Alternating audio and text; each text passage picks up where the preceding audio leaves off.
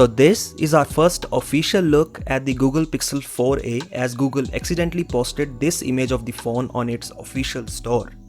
The image has been taken down from the official website, but many sources were able to get hold of it. This is not the first time we are looking at the design of the Google Pixel 4a. In fact, from the beginning of this year, we got so many leaks that revealed not only the design of the phone, but also the specifications and the price of it.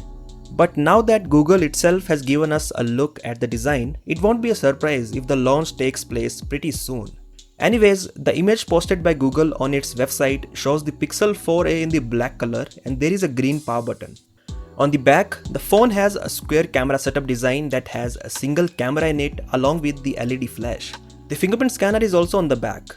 On the front, there is a punch hole design, and the Google Pixel 4a is actually the first phone by Google that has a punch hole design. The single selfie camera cutout is on the top left corner, and finally, the Google Pixel 4a has a 3.5mm headphone jack on the top.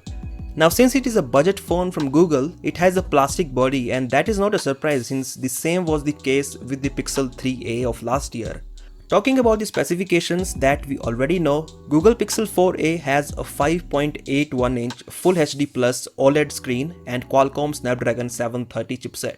There is 6GB RAM, a 3080 mAh battery and 18W fast charging support. The phone has a 12.2 megapixel rear camera that can shoot 4K 30fps videos and an 8 megapixel selfie camera. An earlier leak also revealed a price tag of $399. Now that we have the official look at the Google Pixel 4a, all that is left is the launch. The phone was earlier launching at the Google I/O 2020, but since this event was cancelled, the launch of the Pixel 4a was postponed. So, what do you think of the Google Pixel 4a? Do let me know via the comment section below. I'll catch you in the next one.